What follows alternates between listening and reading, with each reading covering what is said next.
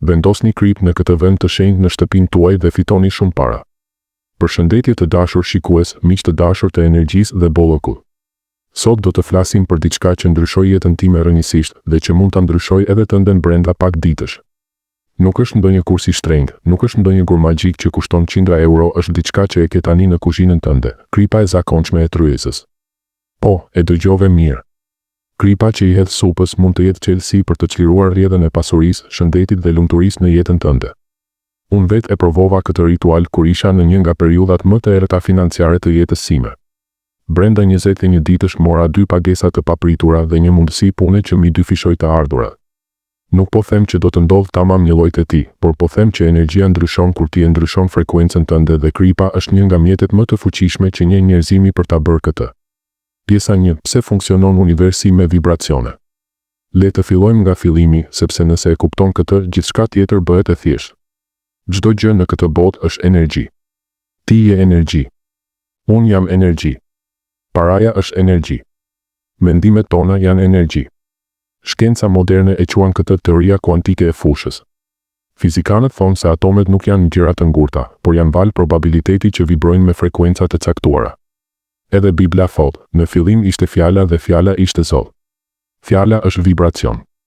Ligji i rezonancës, që shumica e njohin si ligji i tërheqjes, është i thjeshtë. Të ngjashmet tërheqin të ngjashmet. Nëse ti vibron në frekuencën e mungesës, do të tërheqësh më shumë mungesë. Nëse vibron në frekuencën e bollëkut, do të tërheqësh bollëk. Pyetja është, si e ndryshon frekuencën tënde? Përgjigjja është, duke pastruar fillimisht atë që e ul atë frekuencë, energjinë negative, zilinë e të tjerëve, frikën, dyshimin, mendimet e vjetra të varfërisë që i ke trashëguar nga prindërit apo shoqëria. Dhe këtu hyn kripa. Pjesa 2. Fuqia e vërtet e kripës. Kripa nuk është thjesht nacël.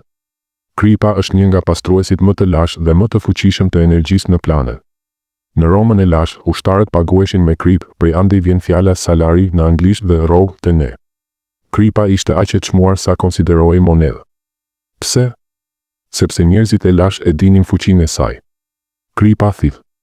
Ajo thith lagështiren, thith erën e keqe, thith energjinë negative. Në të gjitha traditat shpirtërore trokitet kripa. Në judaizëm hedhin krip në dysheme pas varrimit për të larguar shpirtrat. Në Japoni hedhin krip mbi bokserët e sumos për të pastruar ringun. Në ritualet afrikane dhe vudu përdoret kripa për mbrojtje. Edhe në krishterizëm Jezusi thotë, ju jeni kripa e vellë.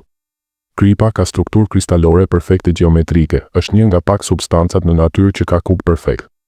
Kjo strukturë i jep asaj aftësinë për të neutralizuar dhe transformuar energjinë. Pjesa 3. Pse dhoma e gjumit është vendi më i shenjtë në shtëpinë tënde? Tani dëgjo mirë, sepse kjo është pjesa ku shumica e njerëzve e humbasin gjithë fuqinë e ritualit. Shumë mendojnë, po mirë, po e vendos gotën me krip në kuzhinë, në dhomën e ndenjes, në banjë. Jo. Nuk funksionon kështu. Ka vetëm një vend ku ky ritual shpërthen me 1000% fuqi, dhoma jote e gjumit. Dhe tani do të tregoj pse ti kalon 1/3 e jetës tënde duke fjetur. 6-9 orë çdo natë. Kjo është ora kur ti je më i dobishëm, më i hapur, më i ndjeshëm se kurrë. Në gjumë, truri yt kalon nga valët beta, aktiviteti i përditshëm, në valët theta dhe delta. Këto janë të njëjtat valë që përdoren në hipnozë të thellë dhe në meditimin e murgjërve tibetian. Me fjalë të tjera, ndërsa ti fle, ti je në gjendjen më të fuqishme manifestuese të gjithë ditës, por ja problemi, në atë gjendje ti nuk ke asnjë filtr. Mendja jote e vetëdijshme, ajo që thotë, jo, kjo është supersticion, është fikur. Mbetet vetëm në ndërgjegja, një fëmijë 5 vjeçar që beson çdo gjë që i thuhet dhe thith çdo energji që ndodhet rreth teje. Imagjino tani, ke televizorin ndezur gjithë natën me lajme negative. Ke celularin poshtë jashtëkut që rrezaton val 5G. Ke pasqyrë përballë krevatit që dyfishon çdo energji negative.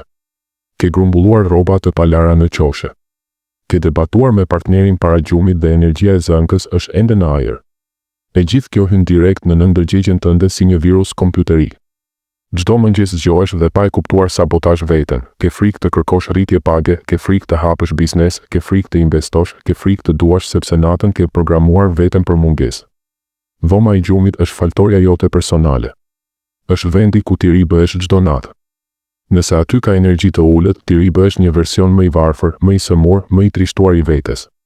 Nëse aty ka energji të lartë, ti zgjohesh si një version magnetik që tërheq para, njerëz, mundësi. Unë vetë zbulova këtë në mënyrën më të dhimbshme. Në vitin 2019 flija me televizorin ndezur dhe me pasqyrë përballë krevatit. Zgjohesha çdo mëngjes me ankth pa arsye. Nuk dija pse. Pastaj hoqa pasqyrën, hoqa televizorin, fillova ritualin e kripës dhe brenda 11 ditësh mora një telefonat që ma ndryshoi jetën financiare përgjithmonë. Prandaj them, dhoma e gjumit nuk është thjesht një dhomë. Është fabrika ku prodhohet realiteti yt i nesërm. Pjesa 4, rituali i plot hap pas hapi. Tani hajde të bëjmë ritualin bashkë. Imagjino që je ulur para meje tani. Merr një gotë në dorë dhe ndiqmë hap pas hapi gota. Duhet të jetë qelç i pastër. Jo plastike, jo metalike. Qelçi është neutral dhe lejon energjinë të kalojë pa pengesa. Nëse ke gotë kristali është edhe më mirë, por nuk është e detyrueshme. Uji. Mbush e gotës me ujë të pastër. Nëse ke ujë burimi ose ujë të bekuar nga kisha, perfekte. Nëse jo, uji i rubinetit që e ke lënë 10 minuta në diell është po aq i fuqishëm. Uji mban memorie, Durmasaru Emoto e ka provuar me eksperimente. Kripa, sasia është e shenjtë. Shto saktësisht 3 lugë gjelle krip të trash. Pse 3? Sepse numri 3 është numri hyjnor në të gjitha traditat, Trinja e Krishter, Brahma, Vishnu, Shiva, teza, antiteza, sinteza. 3 lugë kripa krijojnë një trekëndësh energjie që thith çdo negativitet. Vendosja e gotës jo poshtë krevatit, aty energjia ngec dhe kripa bëhet depo negative. Jo shumë larg, nëse është në dollap, fuqia bie 70%. Ideali, në komodin pranë kokës tënde, në anën ku flet zakonisht ti, nëse je në çift, vendos 2 gota, një për secilin. Nëse nuk ke komodin, vendose në një karrige të vogël ose direkt në dysheme pranë krevatit, por jo në dritare të hapur, që të mos hyjë energji nga jashtë. Aktivizimi, kjo është pjesa ku ndodh magjia e vërtetë. Uluni para gotës. Mbyll sytë 10 sekonda. Merr 3 frymëmarrje të thella.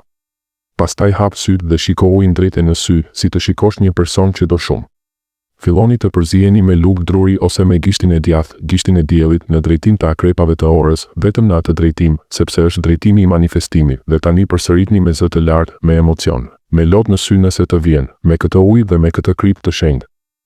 Unë shpërndaj dhe shkatëroj çdo energji negative që më ka mbajtur peng. Çdo zili, çdo mallkim, çdo frikë financiare, çdo besim kufizues i trashëguar nga gjyshja, prindërit, tani shkrihet dhe largohet përgjithmonë. Unë hap portat e mia për bollëk të pakufishëm, para që vinë lehtë dhe shpejt, shëndet të plot, dashuri të vërtetë dhe paqe të brendshme. Kjo është bërë tani. Kështu është. Faleminderit, faleminderit, faleminderit. Përsëriteni këtë derisa të mbushen 3 minuta të plota. Nuk ka rëndësi nëse fjalët dalin pak ndryshe, rëndësi ka emocioni. Ti duhet ta ndjesh në zemër. Çfarë të presësh pas vendosjes? Shumë njerëz raportojnë, gjumë shumë të thellë natën e parë, edhe pse nuk e kishin pasur me muaj. Ëndra intensive, në ndërgjegja po pastrohet. Në mëngjes ndjen një qetësi të çuditshme, sikur dikush ua ka hequr një barë nga shpatulla. Bëje këtë për 21 ditë pa ndërprerje. Nëse e harron një natë, fillon nga e para numërimin. Është si të mbash një zinxhir energjik, nëse e këput, fillon përsëri, kjo është gjithçka. Tani e di saktësisht pse dhe si. Sonte, para se të flesh, bëje. Unë të pres në komente të më tregosh çfarë ndodhi në 7 ditët e para. Do të lexoj çdo histori, tani ke fuqinë. Përdore. Pjesa 5, çfarë të presësh dhe kur ta ndërrosh. Tani vëzhgoj ndryshimet, nëse uji bëhet i turbullt, me fluska, me re të zeza ose ngjyrë kafe brenda 24-48 orëve, do të thotë që ka thithur shumë energji negative. Hidhe me njëherë në tualet duke thënë faleminderit që more gjithçka negative dhe fillon nga e para. Nëse uji mbetet kristal i pastër për 3 ditë, shumë mirë, do të thotë që punon ngadalë por thellë. Ndërroje çdo 3 ditë. Disa njerëz shohin kristale të çuditshme në fund, është normale. Disa shohin ujin që ngrihet lart në gotë, është shenjë e fuqishme bollku. Bëje këtë ritual për minimum 21 ditë rresht. Shumica shohin ndryshime financiare brenda 7-14 ditësh. Mbyllja. Miq, ky nuk është supersticion. Është fizik kuantike besim veprim. Kripa intencioni yt dhoma e gjumit ndryshim i shpejt i frekuencës. Provoje sonte. Nuk ke çfarë humbasësh, vetëm disa lugë krip. Shkruaj në koment nëse e ke provuar dhe çfarë ndodhi, dua të dëgjoj historitë tuaja të suksesit. U bekoft rruga jote plot drita dhe bollë. Shihemi në videon tjetër.